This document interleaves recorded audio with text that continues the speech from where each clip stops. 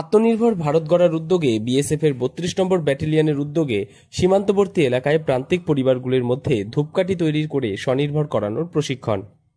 নদিয়া জেলার ভারত বাংলাদেশ সীমান্তবর্তী Hudapara primary school প্রাঙ্গণে একটি ধূপকাঠি প্রশিক্ষণের অফিসিয়ালভাবে উদ্বোধন করলেন কৃষ্ণনগর সেক্টর হেডকোয়ার্টারে বিএসএফ ডিআইজি। এই ধূপকাঠি প্রশিক্ষণ বিএসএফ এর ৩২ নম্বর ব্যাটালিয়নের উদ্যোগে বেশ কয়েক মাস ধরে এই প্রশিক্ষণ দেওয়া হয়, তার আজ আনুষ্ঠানিকভাবে সূচনা করা হলো। খুব ভালো লাগছে, বিএসএফ এর তরফ থেকে এই কাজটা পেয়ে আমরা খুব খুশি, খুব আনন্দ। আমাদের কাজ করে ভালো লাগছে, বসে থাকতাম ঘরে, কোনো কাজ ছিল না আমাদের, বিএসএফ আমাদের এই কাজটা দিয়েছে, আমরা সবাই করে কিছু ইনকাম করতে পারছি, ওতে আমাদের ভালো হচ্ছে ইনকামটা। কতদিন প্রশিক্ষণ নিয়েছেন আপনারা? তাও ৪-৫ মাস, ৮ মাস। তো আপনারা যে মালগুলো বানাচ্ছেন সেগুলো কারা নিচ্ছে? আমরাই নিচ্ছি, বিএসএফ আমাদের বিক্রি করছেন কোথায়?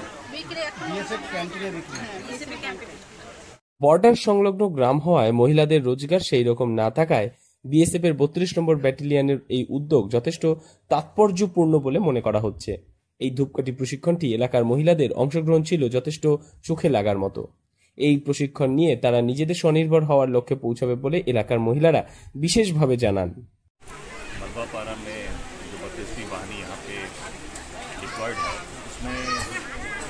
सीमा पे रहने वाले जो नागरिक हैं हमारे, उनके आर्थिक और सामाजिक उत्थान के लिए एक स्कीम चलाया कि इनको ये बताया जाए कि कुछ ऐसा काम रोज़गार इनको मिले जिससे कि इनको डेली के हिसाब से इनकम भी हो।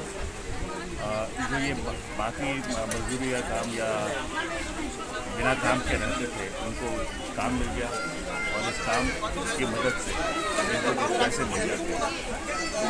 इन्वॉल्वमेंट है, कम्युनिटी का काम है, सामाजिक तौर पे काम होता है, एक कम्युनिटी के तौर पे सभी গ্রামবাসী इसमें काम करते हैं। এই প্রশিক্ষণের ফলে বর্ডারে বিভিন্ন চোরাচালান বন্ধ হবে বলে মনে করা হচ্ছে। বিএসএফ এর ৩২ নম্বর ব্যাটালিয়ন এই উদ্যোগে সর্বপ্রথম নেই। বর্ডার এলাকার মানুষের স্বনির্ভর করবার লক্ষ্যে বিএসএফ এর ৩২ নম্বর ব্যাটালিয়ন এই উদ্যোগে সর্বপ্রথম এই বর্ডার মানুষের স্বনির্ভর করার লক্ষ্য নিয়েছেন। এর আগে বিএসএফ এর কোনো ব্যাটালিয়ন এই ধরনের উদ্যোগ নিতে দেখা যায়নি। তার জন্য বিএসএফ এর ৩২ নম্বর ব্যাটালিয়নের আধিকারিক সুজিত কুমার মহাশয়কে এলাকার মহিলারা যথেষ্ট ধন্যবাদ জানিয়েছেন।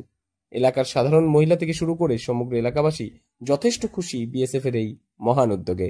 নদিয়া থেকে মৈনাক দেবনাথের রিপোর্ট, লোকাল 18 বাংলা।